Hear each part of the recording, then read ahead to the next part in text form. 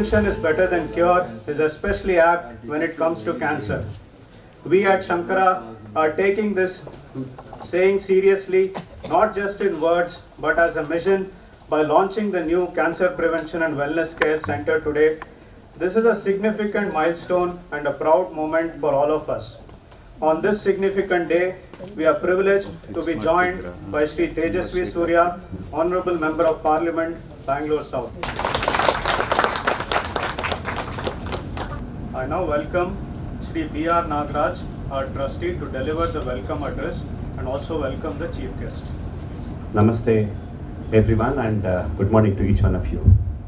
Today we gather with a shared purpose to conquer cancer, to ignite hope and to celebrate the unbreakable human spirit. As we inaugurate our new Cancer Prevention and Wellness Center, we honor the brave hearts who have fought, who are fighting and will fight this battle. To our cancer warriors, you are the true heroes. Your courage inspires us, your strength motivates us, and your resilience reminds us that cancer is not a solo fight. We stand with you, united in this journey towards a cancer-free world. Cancer may touch our lives, but it doesn't define us. It's in our collective response that we find strength. Our new center will focus on early detection, innovative treatments, and holistic wellness programs, empowering individuals to take charge of their health. I extend my gratitude to Sri Shankara Cancer Foundation, especially the National Center for Cancer Prevention team, for their tireless efforts in creating awareness and providing support. We are privileged to have Sri Tejasvi Surya, a leader dedicated to public health, to inaugurate this center, which he did a while back. Sri Tejasvi Surya's presence honors us. We eagerly await his inspiring words very shortly. Let's unite in our quest to make cancer a history, and together we can create a healthier world.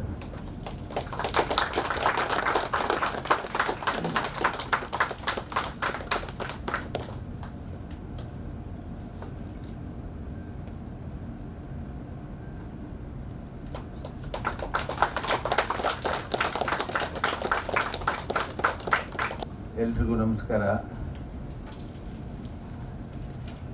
ಈ ದಿನ ನಮ್ಮ ಅಚ್ಚುಮೆಚ್ಚಿನ ಪ್ರತಿಭಾವಂತ ಯುವಕ ರಾಜಕಾರಣಿಯರಲ್ಲಿ ಅಗ್ರಗಣ್ಯರಾಗಿರ್ತಕ್ಕಂಥ ದೊಡ್ಡ ಸಮಾಜ ಸೇವಕರಾಗಿರ್ತಕ್ಕಂಥ ಶ್ರೀ ತೇಜಸ್ವಿ ಸೂರ್ಯರವರು ನಮ್ಮ ಜೊತೆಗೆ ಈ ದಿನ ಬಂದಿದ್ದಾರೆ. ಇದು ನನ್ನ ಬಹಳ ದಿನಗಳ ಕನಸಾಗಿತ್ತು. ಆದರೆ ಅದು ಈ ದಿನ ಅವರು ಬರೋದಕ್ಕೆ ಸಾಧ್ಯ ಆಯಿತು. ನನಗೆ ವೈಯಕ್ತಿಕವಾಗಿ ನನಗೆ ಬಹಳ ಸಂತೋಷ ಸಿಕ್ಕಿದೆ. ಸ್ನೇಹಿತರೆ, ಈ ಕನ್ನಡದಲ್ಲೇ ಮಾತಾಡಿದ್ರೆ ಉತ್ತಮ ಅಂತ ಅನಿಸುತ್ತೆ. ಈ ಕ್ಯಾನ್ಸರ್ ರೋಗನ, ಈ ಪಿಡುಗನ್ನು ತಡೆಗಟ್ಟೋದಕ್ಕೆ ಬಹಳ ಸರ್ತಿ ನಾವು ಮಾತಾಡ್ತಾನೆ ಇದ್ದೀವಿ. ಆದರೆ ಇದರ ಬಗ್ಗೆ ಒಂದು ಜಾಗೃತಿಯನ್ನ ನಮ್ಮ ಸಮಾಜದಲ್ಲಿ ಮೂಡಿಸೋದಕ್ಕೆ ನಾವು ವೈಫಲ್ಯರಾಗಿದ್ದೇವೆ. ನಾವೇನು ಮಾಡಬೇಕು ಅನ್ನೋದನ್ನು ನಾವು ಮಾಡೋದಕ್ಕೆ ಸಾಧ್ಯವಾಗ್ತಾ ಇಲ್ಲ. ಅಂದರೆ there are multiple barriers at the community level in reaching out to them. ಅವರು ಬಂದು ನಮ್ಮಲ್ಲಿ ಅದನ್ನು ಪರೀಕ್ಷೆ ಮಾಡಿಸ್ಕೊಳ್ಳಿ ಅಂತ ಹೇಳಿದರೂ ಕೂಡ ಸಂಕೋಚ, ಹೆದರಿಕೆ, ನಾಚಿಕೆ ಮತ್ತು ಇನ್ನು ಹಣದ ದೌರ್ಬಲ್ಯ, ಈ ಹಲವಾರು ಕಾರಣಗಳಿಂದ ನಮ್ಮ ಸಮಾಜ ಜನಗಳು ಈ ಪರೀಕ್ಷೆ ಮಾಡಿಕೊಳ್ಳೋದನ್ನು ತಪ್ಪಿಸ್ಕೊಳ್ತಾ ಇದ್ದಾರೆ. ಹಾಗಾಗಿ ಇವತ್ತಿಗೂ ನಮ್ಮ ರಾಷ್ಟ್ರದಲ್ಲಿ 3ನೇ ಅಥವಾ 4ನೇ ಹಂತದ ಕ್ಯಾನ್ಸರ್ ರೋಗಿಗಳೇ ಜಾಸ್ತಿಯಾಗಿ ಬರ್ತಾ ಇದ್ದಾರೆ ಆಸ್ಪತ್ರೆಗಳಿಗೆ. ಅದರಿಂದ ಆಸ್ಪತ್ರೆಯಲ್ಲಿ ಚಿಕಿತ್ಸೆ ಮಾಡೋ ಸಿಬ್ಬಂದಿಗೆ ಬಹಳ ಕಷ್ಟ, ಹಣದ ವ್ಯಯ, ದೊಡ್ಡ ದೊಡ್ಡ ಉಪಕರಣಗಳು ಬೇಕಾಗುತ್ತೆ. ಕಾಸ್ಟ್ ಇನ್ವೆಸ್ಟ್ಮೆಂಟ್ ಬಹಳ ಜಾಸ್ತಿ ಆಗುತ್ತೆ. ಎಷ್ಟು ಆಸ್ಪತ್ರೆಗಳನ್ನು ಕಟ್ಟೋದಕ್ಕೆ ಸಾಧ್ಯ? ಎಲ್ಲ ಕಡೆನೂ ಕ್ಯಾನ್ಸರ್ ಆಸ್ಪತ್ರೆಗಳು ಕಟ್ತಾ ಇದ್ದಾರೆ. ಆದರೆ ಅದರಲ್ಲಿ ಚಿಕಿತ್ಸೆ ತಗೊಳ್ಳೋದಕ್ಕೆ ಹಣದ ಶಕ್ತಿ ಜನಗಳಿಗೆ ಬೇಕಲ್ವಾ? ಅದು ಕೂಡ ಇಲ್ಲದೆ ಇದ್ದರೆ ನಮಗಿರೋ ದಾರಿ ಕ್ಯಾನ್ಸರ್ನ ತಡೆಗಟ್ಟೋದು ಒಂದೇ. ಇದನ್ನು ಮಾಡಬೇಕು ಅಂತ ನಮ್ಮಲ್ಲಿ ಇತ್ತು. ನಮ್ಮ ಆಸ್ಪತ್ರೆಯಲ್ಲಿ ಇದು ಈ ಕ್ಯಾನ್ಸರ್ ಪ್ರಿವೆನ್ಷನ್ ಟೆಸ್ಟ್ಗಳು ಮೊದಲಿಂದಲೂ ನಡೀತಾ ಇತ್ತು. ಆದರೆ ಅವರು ನಮ್ಮ ಆಸ್ಪತ್ರೆಯಲ್ಲಿ ಬಂದು ಬೇರೆ ಬೇರೆ ಡಿಪಾರ್ಟ್ಮೆಂಟ್ಗಳ ಮುಖಾಂತರ ಹೋಗಿ ಮಾಡಿಸ್ಕೊಳ್ಬೇಕಾಗ್ತಿತ್ತು. ಅವರಿಗೆ ಅದು ಹೆದರಿಕೆ ಆಗ್ತಾಯಿತ್ತು ಇಲ್ಲಿ ಕ್ಯಾನ್ಸರ್ ರೋಗಿಗಳ ಜೊತೆ ಇರೋದು. ಅದಕ್ಕಾಗಿ ಎಷ್ಟೋ ಜನ ಹಿಂದೇಟು ಹಾಕ್ತಾ ಇದ್ರು. ಈಗ ನಾವು ಅದನ್ನು ಒಂದು ಕಡೆ ಅಂತ ಕ್ರೋಢೀಕರಿಸಿ ಎಲ್ಲ ಡಿಪಾರ್ಟ್ಮೆಂಟ್ಗಳು ಒಂದು ಕಡೆ ಹಾಕಿದ್ದೀವಿ. ಈ ದಿನ ನಮ್ಮ ಮಾನ್ಯ ಮುಖ್ಯ ಅತಿಥಿಗಳು ಅದನ್ನು ಉದ್ಘಾಟನೆ ಮಾಡಿದ್ದಾರೆ. ಅದು ಬಹಳಷ್ಟು ಜನಗಳಿಗೆ ಒಂದೇ ಕಡೆ ಎಲ್ಲ ರೀತಿಯ ಸೌಲಭ್ಯಗಳನ್ನು ಒದಗಿಸಿ ಕ್ಯಾನ್ಸರ್ನ ತಡೆಗಟ್ಟೋ ಒಂದು ವಿಧಾನವನ್ನು ಅತಿ ಹೆಚ್ಚಿನ ಉತ್ತಮ ಮಟ್ಟದಿಂದ ಮಾಡಿ ಕ್ಯಾನ್ಸರ್ನ ಈ ಪಿಡುಗನ್ನು ಕಡಿಮೆ ಮಾಡೋದಕ್ಕೆ ಅದು ಟೆಸ್ಟ್ಗಳು ಮಾಡೋದು ಒಂದೇ ಅಲ್ಲ, ಅದರ ಬಗ್ಗೆ ಜಾಗೃತಿ ಮೂಡಿಸೋಂಥ ಪತ್ರಿಕೆಗಳಲ್ಲಿ ಬರೀತಕ್ಕಂಥದ್ದು, ಜನಗಳಿಗೆ ಗೊತ್ತಾಗ್ತಕ್ಕಂಥದ್ದು, ಇದನ್ನೆಲ್ಲ ಮಾಡೋ ಕಾಲ ಇವಾಗ ಬಂದಿದೆ. ಇದು ಹೇಗೆ ಅಂದರೆ ಆಸ್ಪತ್ರೆಯ ವೈದ್ಯರೇ ಮಾಡೋಂಥದ್ದು ಅಲ್ಲ, ಸರ್ಕಾರನೂ ಮಾಡೋದಕ್ಕೆ ಸಾಧ್ಯ ಇಲ್ಲ. ಸರ್ಕಾರ ಎಷ್ಟು ಅಂತ ಮಾಡುತ್ತೆ? 140 ಕೋಟಿ ಜನಗಳಿಗೆ ಆರೋಗ್ಯ ಕೊಡಬೇಕು ಅಂದರೆ ಅದರಲ್ಲಿ 80 ಕೋಟಿ ಜನಗಳಿಗೆ ಊಟ ಕೊಡ್ತಾ ಇದ್ದಾರೆ ಬಿಟ್ಟಿಯಾಗಿ. ಅದರ ಜೊತೆಗೆ ಇನ್ನು ಆರೋಗ್ಯನೂ ಕೊಡಬೇಕು ಅಂದರೆ ಬಹಳ ಕಷ್ಟ. ಆದರೂ ಪ್ರಯತ್ನಗಳನ್ನ ಅದು ಮಾಡ್ತಾನೆ ಇದ್ದಾರೆ. ಸಮಾಜದಲ್ಲಿರ್ತಕ್ಕಂಥವ್ರು ನಮ್ಮದೇ ಒಂದು ಜವಾಬ್ದಾರಿ ಇದ್ದರೆ, ನಮ್ಮ ಜೀವನವನ್ನು ನಾವು ಜವಾಬ್ದಾರಿಯುತವಾಗಿ ನಡೆಸಿದ್ರೆ ಸರ್ಕಾರಕ್ಕೂ ಸುಲಭ, ವೈದ್ಯರುಗಳಿಗೂ ಸುಲಭ. ಅದಕ್ಕೋಸ್ಕರ ಈ ವರ್ಷ WHO ಏನು ಮಾಡಿದ್ದಾರೆ ಅಂದರೆ ಯೂನಿಟಿ ಇನ್ ಯುನೀಕ್ ಅಂತ ಹಾಕಿದ್ದಾರೆ ಥೀಮು. ಈ ವರ್ಷದ ಥೀಮು ಏನು ಅಂದರೆ ಜನಗಳು ನೀವು ಸೇರಿಸ್ಕೊಳ್ಳಿ ಇದ್ರ ಜೊತೆಗೆ, ಸುಮ್ಮನೆ ಮಾತಾಡಬೇಡಿ, ಜನಗಳನ್ನೂ ಇದರಲ್ಲಿ ತೊಡಗಿಸ್ಕೊಳ್ಳಿ, ಅವರು ಬಂದು ಪಾರ್ಟಿಸಿಪೇಟ್ ಮಾಡಲಿ. ಇದು ಬಹಳ ಒಳ್ಳೆಯ ಉದಾಹರಣೆ ಅಥವಾ ಒಂದು ವಿಧಾನ. ನಿಮಗೆ ಎಲ್ಲರಿಗೂ ಪರಿಚಯವಾಗಿರೋದೆ, ದೇಶದಲ್ಲಿ ಕೋವಿಡ್ ಬಂತು, ಎಲ್ಲರೂ ಗಾಬರಿಯಾಗಿದ್ದರು, ಯಾರಿಗೂ ಏನೂ ಗೊತ್ತಿರಲಿಲ್ಲ. ನ್ಯೂಸ್ ಪೇಪರ್ಗಳು ಓದೋ ಜನನೇ ಕಡಿಮೆ, ಟಿ ವಿ ನೋಡೋರು ಹಳ್ಳಿಗಳಲ್ಲಿ ಇಲ್ಲ. ಆದರೆ ದೇಶಕ್ಕೆ ಎಲ್ಲ ಹರಡಿಬಿಟ್ರೆ ಏನು ಗತಿ ಅನ್ನೋದೊಂದು ಹೆದರಿಕೆ ಎಲ್ಲರಿಗೂ ಇತ್ತು. ಯಾಕೆಂದರೆ 1930 ಸಮಯದಲ್ಲಿ ಇದೇ ತರಹ ನಮಗೆ ಈ ಇಲಿಗಳಿಂದ ಬಂದಿರತಕ್ಕಂಥ ರೋಗ ಒಂದು ಬಹಳಷ್ಟು ಜನರಲ್ಲಿ ಸಾಯಿಸ್ಬಿಡ್ತು. ಆಗೇನು ಮಾಡಿದ್ರು ಅಂದರೆ ನಮ್ಮ ಪ್ರಧಾನಮಂತ್ರಿಯವರು ಎಲ್ಲರಿಗೂ ಸಾಯಂಕಾಲ 6 ಗಂಟೆಗೆ ತಟ್ಟೆಗಳು ಹೊಡೀರಿ ಅಂತ ಹೇಳಿದ್ರು. ದೇಶದಲ್ಲಿ ಎಲ್ಲರಿಗೂ ಹೇಳಿದರು. ಕೆಲವರು ತಮಾಷೆ ಇಟ್ಕೊಂಡ್ರು.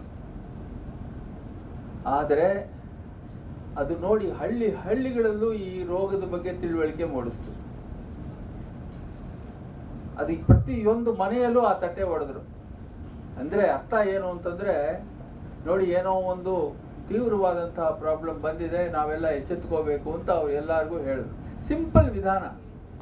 ಎಷ್ಟು ಭಾಷಣಗಳು ಕೊಟ್ಟಿದ್ರು ಉಪಯೋಗ ಆಗ್ತಿರ್ಲಿಲ್ಲ. ಬರೀ ಅದೊಂದರಲ್ಲಿ ದೇಶಕ್ಕೆ ಎಲ್ಲರಿಗೂ ಗೊತ್ತಾಗೋಯ್ತು.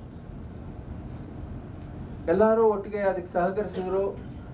ನಮ್ಮ ಭಾರತ ದೇಶದಲ್ಲಿ ಜನಸಂಖ್ಯೆ ದಟ್ಟಣೆ ಬಹಳ ಜಾಸ್ತಿ ಇದ್ರೂ ಸಹ ಸಾವುಗಳು ಕಡಿಮೆ. ವಿದೇಶಗಳಲ್ಲಿ ಇರತಕ್ಕಂಥ ಅಲ್ಲಿ ಅಷ್ಟು ದಟ್ಟಣೆ ಇಲ್ಲ, ಜನಸಂಖ್ಯೆ ದಟ್ಟಣೆ ಇಲ್ಲ. ಅಮೆರಿಕಾದಲ್ಲಿ ಅಷ್ಟು ದೊಡ್ಡ ರಾಷ್ಟ್ರದಲ್ಲಿ ಬರೀ 30 ಕೋಟಿ ಜನ, ಸ್ಪೇನ್, ಇಟಲಿ ಎಲ್ಲ ಸಾವಿರಾರು ಜನ ಸತ್ತೋದ್ರು. ನಮ್ಮ ದೇಶದಲ್ಲಿ ಕಡಿಮೆ ಸಾವು ಬಂತು. ಯಾಕೆ ಅಂದರೆ ಜನಗಳಲ್ಲಿ ಒಂದು ಜಾಗೃತಿ ಬಹಳ ಬೇಗ ಮೂಡ್ತು. ಆಮೇಲೆ ಬಂದಿದ್ದು ವ್ಯಾಕ್ಸಿನ್, ಇದು ಬಿಡಿ. ಹಾಗೆ ಜನಗಳಲ್ಲಿ ಜಾಗೃತಿ ಮೂಡಿಸ್ಬೇಕಾದ್ರೆ, ಕ್ಯಾನ್ಸರ್ ರೋಗನೂ ನಾವು ಕಡಿಮೆ ಮಾಡಬೇಕು ಅಂದರೆ ಜನಗಳಿಗೆ ಈ ವಿಷಯದ ಬಗ್ಗೆ ಜಾಗೃತಿ ಬರಬೇಕು. ಅದನ್ನು ತಿಳ್ಕೊಂಡು ಅರಿವಾದರೆ ಈ ಕಾಯಿಲೆ ನಾವು ತಡೆಗಟ್ಟೋದಕ್ಕೆ ಸಾಧ್ಯ. ಈ ಡಿಪಾರ್ಟ್ಮೆಂಟ್ಗಳು, ಕ್ಯಾನ್ಸರ್ ಪ್ರಿವೆನ್ಷನ್ ಡಿಪಾರ್ಟ್ಮೆಂಟ್ ನಾವು ಶುರು ಮಾಡಿದ್ದೀವಿ, ಬಹಳ ಒಳ್ಳೆಯದು. ಆದರೆ ಪ್ರತಿಯೊಬ್ಬರೂ ಅದರ ಬಗ್ಗೆ ತಿಳ್ಕೊಂಡು ಅದರಲ್ಲಿ ಹೋಗಿ ಚಿಕಿತ್ಸೆ ಮಾಡಿಸ್ಕೊಂಡು ಏನಿಲ್ಲ ಇಲ್ಲಿಗೆ ಬರೋಕ್ಕಾಗದಿದ್ರೂ ಸಹಿತ ಅವರ GP ಹತ್ರ ಹೋಗ್ಬಿಟ್ಟು ನನಗೆ ಕ್ಯಾನ್ಸರ್ ಇದೆಯಾ ಅಂತ ನೋಡಿ ಅಂತ ಹೇಳ್ಬೇಕು. ನನಗೆ ನಾಳೆ ಹುಟ್ಟಿದಬ್ಬ ಇದೆ, ಈ ದಿನ ನನಗೆ ಕ್ಯಾನ್ಸರ್ ಇದೆಯಾ ಅಂತ ಒಂದು ನೋಡಿ ಹೇಳ್ಬಿಡಿ, ನನಗೆ ಇನ್ನೊಂದು ವರ್ಷದ ಇನ್ಶೂರೆನ್ಸ್ ಇದ್ದಂಗೆ ಅದು ಅಂತ. ಆಗ ಡಾಕ್ಟ್ರು, ಈಗ ನೀವು ಗಂಟಲು ನೋವು ಅಂತ ಡಾಕ್ಟರ್ ಹತ್ರ ಹೋದರೆ ಸುಮ್ಮನೆ ಒಂದು ಟಾರ್ಚ್ ಬಿಟ್ಟು ಒಂದು ಪೇಪರ್ನಲ್ಲಿ ಔಷಧಿ ಬರೆದು ಕೊಟ್ಟು ಮಾತಾಡ್ದೇನೆ ಕಳಿಸ್ಬಿಡ್ತಾರೆ, ಇದು ತಗೊಳ್ಳಿ ಅಂತ ಹೇಳಿ. ಹೊಟ್ಟೆ ನೋವು ಅಂದರೆ ಇನ್ನೇನೋ ಕೊಡ್ತಾರೆ. ಎಷ್ಟೋ ಜನ ಡಾಕ್ಟ್ರುಗಳು ಇಷ್ಟು ಜನಗಳ ಇದರಲ್ಲಿ ಇರ್ತಾರೆ, ಪರೀಕ್ಷೆಗಳು ಮಾಡಲ್ಲ. ಆದರೆ ನೀವು ನನಗೆ ಕ್ಯಾನ್ಸರ್ ಇದೆಯಾ ಅಂತ ನೋಡಿ ಹೇಳಿ ಅಂದರೆ ಅದು ಬಹಳ ದೊಡ್ಡ ಜವಾಬ್ದಾರಿ ಮಾತದು.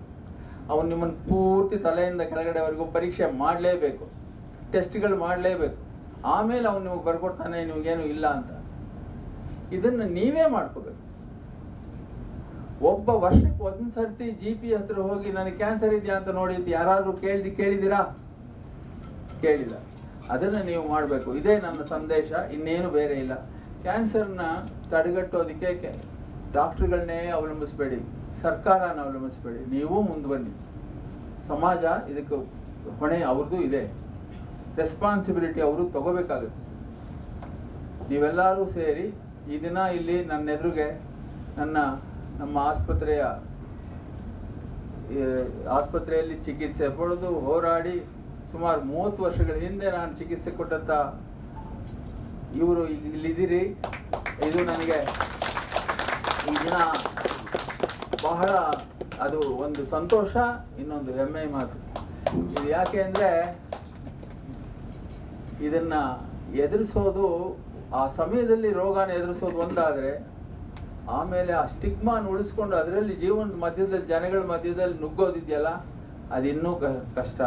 ಆದರೆ ಇದನ್ನೆಲ್ಲ ದಾಟಿ ನೀವು ಇವಾಗ ಸಮಾಜದಲ್ಲಿ ನೀವು ಲಯನ್ಸ್ ಕ್ಲಬ್ನಲ್ಲಿ ಕೆಲಸ ಮಾಡ್ತಾ ಇದ್ದೀರಾ, ಕಾಲೇಜ್ಗಳಲ್ಲಿ ಕೆಲಸ ಮಾಡ್ತಾ ಇದ್ದೀರಾ, ಸೆಂಟ್ರಲ್ ಗೌರ್ಮೆಂಟ್ ಜಾಬ್ಸಲ್ಲಿ ಇದ್ದೀರಾ, ಸೈಂಟಿಸ್ಟು, ಮ್ಯಾಥಮೆಟಿಕ್ಸ್ ಭಾಷಣ ಟೀಚಿಂಗ್ ಹೇಳ್ಕೊಂಡು ದೇಶದಲ್ಲಿ ಎಲ್ಲ ಓಡಾಡ್ತಾ ಇದ್ದೀರಾ ಫ್ರೀಯಾಗಿ.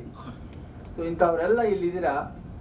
ಇದು ಏನು ಅಂದರೆ, ಇದರ ಸಂದೇಶ ಏನು ಅಂದರೆ, ಕ್ಯಾನ್ಸರ್ನ on one side you can cure cancer, but on the other, society must also prevent cancer. It's very expensive business to treat cancer, and for those who want to make profit, it's a different matter. For those who want to serve, it is extremely difficult. I think we will have to find our own ways of preventing cancer. I don't want to take more time. I am very grateful to Sri Tejasvi Suryaji for coming here. His dynamic presence itself is motivating. Once again, I thank him. Thank all our cancer warriors. I should not even say that. I should just say the leaders of today and the VIPs of today, and all my colleagues and friends and donors. Thank you very much. ನಾನು ಸಂಕೋಚ ಇಲ್ಲದಲೇ ಇವತ್ತು ಹೇಳ್ತಾ ಇದ್ದೀನಿ. Doctor Srinath ಅವರ ಆಸ್ಪತ್ರೆಯ vision ಸ್ಟೇಟ್ಮೆಂಟ್ನಲ್ಲಿ 2 ಪದಗಳನ್ನು ಬಳಸಿದ್ದಾರೆ. ಒಂದು ಅಫೋರ್ಡಬಲ್ಲು, ಇನ್ನೊಂದು ವರ್ಲ್ಡ್ ಕ್ಲಾಸ್ ಕೇರ್. ಇದೆರಡನ್ನೂ ಕೂಡ ಅಕ್ಷರಶಃ ಜನಕ್ಕೆ ಕೊಡ್ತಾ ಇರುವಂಥ ಆಸ್ಪತ್ರೆ. ನನಗೆ ಎಷ್ಟೋ ಸತಿ ಬಹಳ ಮುಜುಗರ ಆಗಿರುತ್ತೆ, ಡಾಕ್ಟರ್ ಹತ್ರ ಮಾತನಾಡಿ ಒಂಚೂರು ಕಡಿಮೆ ಮಾಡಿಕೊಡಿ ಸರ್ ಅಂತ. ನಾನು ಆ್ಯಕ್ಚುಲಿ ಅವ್ರ ಹತ್ರ ಮಾತನಾಡುವಂಥದ್ದು ಬಹಳ ಕಡಿಮೆ. ನಮ್ಮ ಆಫೀಸಿಂದನೇ ಆಸ್ಪತ್ರೆ ಸ್ಟಾಫಿಗೆ ಮಾತನಾಡಿರ್ತಾರೆ, ಪ್ರತಿ ಸತಿ ಏನೋ ಒಂದು ಕಡಿಮೆ ಮಾಡಿಕೊಡ್ತಾರೆ. ಆಸ್ಪತ್ರೆಗಳು ನಡೆಸುವಂಥದ್ದು ಸುಲಭ ಅಲ್ಲ. ನಮಗೆ ಕೇಳೋದು ನಮಗೆ ಬಹಳ ಮುಜುಗರ ಆಗ್ತಾ ಇರುತ್ತೆ, ಅಷ್ಟು ಓವರ್ ಹೆಡ್ಸ್ ಇರುತ್ತೆ.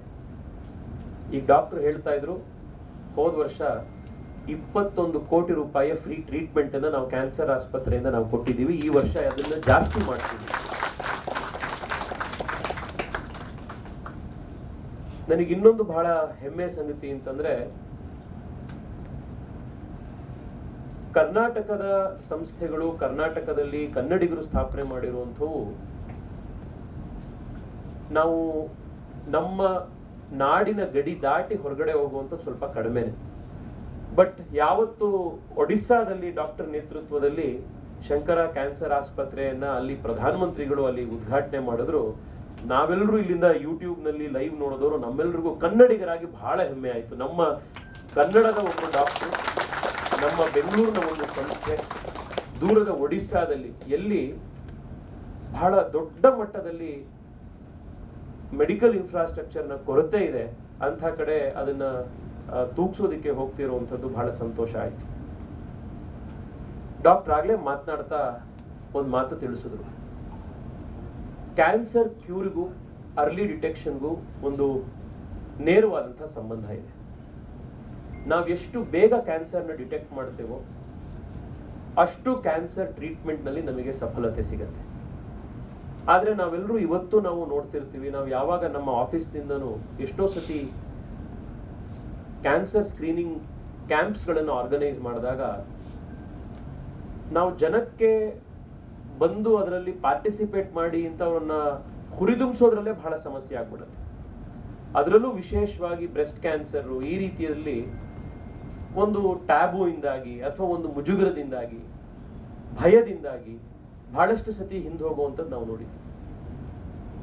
ಆದರೆ ಎಷ್ಟೋ ಕ್ಯಾನ್ಸರ್ಗಳು ಇವತ್ತು ವಿಜ್ಞಾನ ಮುಂದುವರೆದು ಬಹಳ ದೊಡ್ಡ ಮಟ್ಟದ ಸಕ್ಸಸ್ ರೇಟ್ಸು ಇವತ್ತು ನಾವು ಟ್ರೀಟ್ಮೆಂಟ್ಗಳಲ್ಲಿ ನೋಡ್ತಾ ಇದ್ದೀವಿ. ಡಾಕ್ಟರ್ ಮಾತನಾಡ್ತಾ ಇನ್ನೊಂದು ಬಹಳ ಪ್ರಮುಖವಾದಂಥ ಅಂಶವನ್ನು ತಿಳಿಸೋದು, ಆಸ್ಪತ್ರೆಗೆ ಬಂದಾದ್ಮೇಲೆ ಅಂದ್ರೆ ಟರ್ಷರಿ ಕೇರ್ನಲ್ಲಿ ಜನಕ್ಕಿಟ್ಟು ನೋಡುವಂಥದ್ದು it's a very expensive proposition. ನಮ್ಮ ರೀತಿ ಬಹಳ ದೊಡ್ಡ ಜನಸಂಖ್ಯೆ ಇರುವಂತಹ, ಅದರಲ್ಲೂ ಮಧ್ಯಮ ವರ್ಗದ, ಕೆಳಮಧ್ಯಮ ವರ್ಗದ ಬಡ ಜನರ ಸಂಖ್ಯೆ ಬಹಳ ದೊಡ್ಡದಿರುವಂತಹ ದೇಶದಲ್ಲಿ preventive health care should be the first option of public health policy.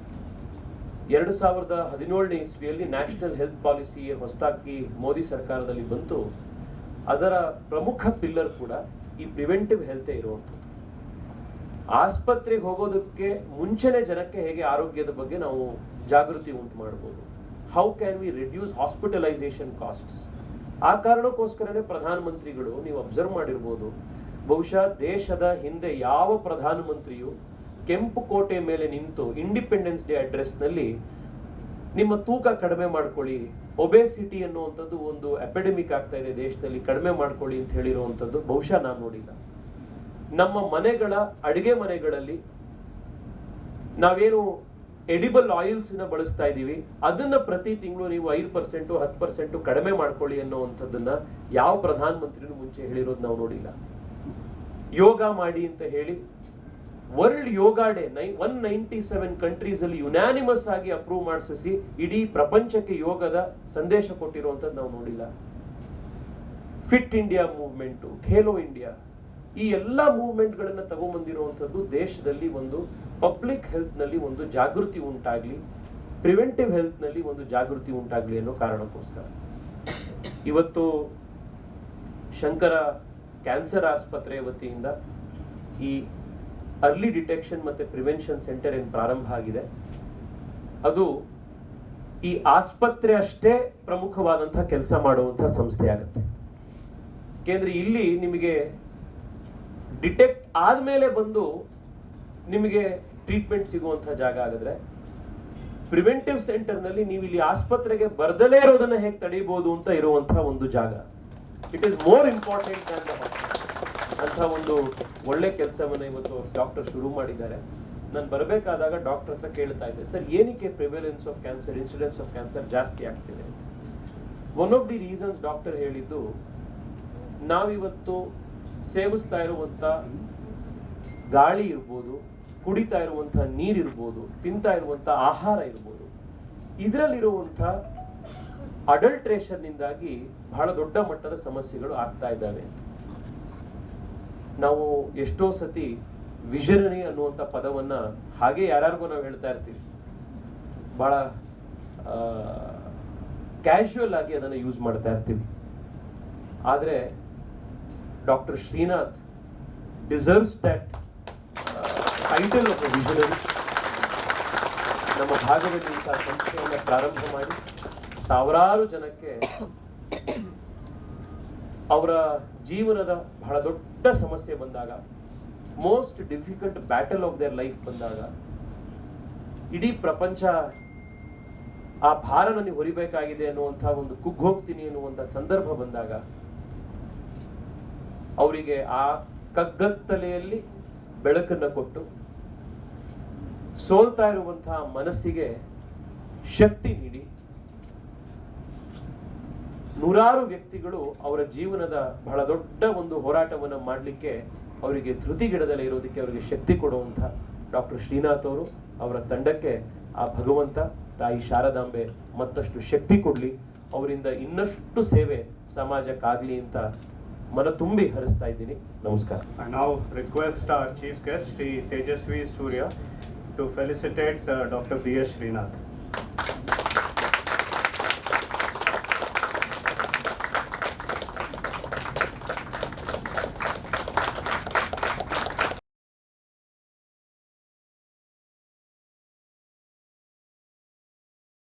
Sharada ಕೃಪಾ ಬಿಲ್ಡಿಂಗ್ನಲ್ಲಿ ನಾವು ಕ್ಯಾನ್ಸರ್ ಪ್ರಿವೆನ್ಷನ್ ಸೆಂಟರ್ನ ಓಪನ್ ಮಾಡಿದ್ದೀವಿ. ಜನಗಳು ಅದನ್ನೆಲ್ಲ ಉಪಯೋಗಿಸ್ಕೋಬೋದು. ಅದನ್ನು ಆರೋಗ್ಯವಂತರು ಕೂಡ ಬಂದು ಪರೀಕ್ಷೆ ಮಾಡಿಸ್ಕೋಬೋದು. ಅಲ್ಲೊಂದು ವೆಲ್ನೆಸ್ ಸೆಂಟರ್ ಇದೆ, ಅಲ್ಲಿ ಅವರು ಯೋಗಾಭ್ಯಾಸವನ್ನು ಕೂಡ ಕಲ್ತ್ಕೊಳ್ಬೋದು. ಎಲ್ಲ ವಿಧವಾದ ರೀತಿಯಲ್ಲಿಯೂ ಅವರಿಗೆ ನಾವು ಸಹಕಾರ ಕೊಡ್ತೀವಿ ಅಂತ ನಾನು ಈ ವಿಷಯದಲ್ಲಿ ಹೇಳೋಕ್ಕೆ ಇಷ್ಟಪಡ್ತೇನೆ. ಶಂಕರ ಕ್ಯಾನ್ಸರ್ ಹಾಸ್ಪಿಟಲ್ ಬೆಂಗಳೂರಿನ ಕರ್ನಾಟಕದ ಒಂದು ಹೆಮ್ಮೆಯ ಸಂಸ್ಥೆ. ಅಫೋರ್ಡಬಲ್ ಆ್ಯಂಡ್ ವರ್ಲ್ಡ್ ಕ್ಲಾಸ್, ಇದು ಅವರ ವಿಷನ್ ಸ್ಟೇಟ್ಮೆಂಟ್ನಲ್ಲಿರುವಂಥ 2 ಪದಗಳು. ಇದೆರಡನ್ನೂ ಕೂಡ ಅವರು ನಿಜ ಮಾಡಿದ್ದಾರೆ. ಕಳೆದ ಹಲವಾರು ವರ್ಷಗಳಿಂದ ಡಾಕ್ಟರ್ ಶ್ರೀನಾಥ್ ಅವರನ್ನು ಮತ್ತು ಅವರ ತಂಡವನ್ನು ಹತ್ತಿರದಿಂದ ನೋಡಿ ಅವರ ಸೇವೆಯನ್ನು ನೋಡುವಂಥ ಅವಕಾಶ ನನಗೆ ಸಿಕ್ಕಿದೆ.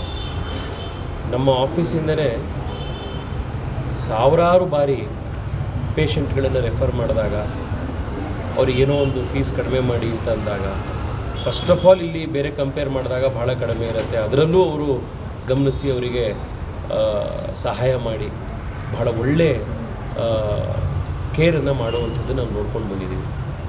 ಇವತ್ತು ಕ್ಯಾನ್ಸರ್ ರಿಸರ್ಚ್ನ ಜೊತೆಗೆ ಕ್ಯಾನ್ಸರ್ ಪ್ರಿವೆನ್ಷನ್ನ ಒಂದು ಬಹಳ ಇಂಪಾರ್ಟೆಂಟ್ ಆಯಾಮ ಇದೆ. ಶಂಕರ ಕ್ಯಾನ್ಸರ್ ಆಸ್ಪತ್ರೆಯಿಂದ ಇವತ್ತು ಆಸ್ಪತ್ರೆಯ ಪಕ್ಕದಲ್ಲೇ ಪ್ರಿವೆನ್ಷನ್ ಸೆಂಟರ್ ಮತ್ತು ಅರ್ಲಿ ಡಿಟೆಕ್ಷನ್ ಸೆಂಟರ್ನ ಇಲ್ಲಿ ಶುರು ಮಾಡಿದ್ದಾರೆ. ನಮ್ಮೆಲ್ರಿಗೂ ಇವತ್ತು ಗೊತ್ತಿದೆ, ಎಷ್ಟು ಬೇಗ ಕ್ಯಾನ್ಸರ್ನ ನಾವು ಡಿಟೆಕ್ಟ್ ಮಾಡ್ತೀವೋ ಅಷ್ಟು ಅದರ ಕಂಪ್ಲೀಟ್ ಕ್ಯೂರಿಗೆ ಡಾಕ್ಟ್ರುಗಳಿಗೆ ಮತ್ತು ಇವತ್ತು ಅವೈಲೇಬಲ್ ಇರುವಂಥ ಟೆಕ್ನಾಲಜಿಗಳಲ್ಲಿ ನಾವು ಅದನ್ನು ಮಾಡಬಹುದು.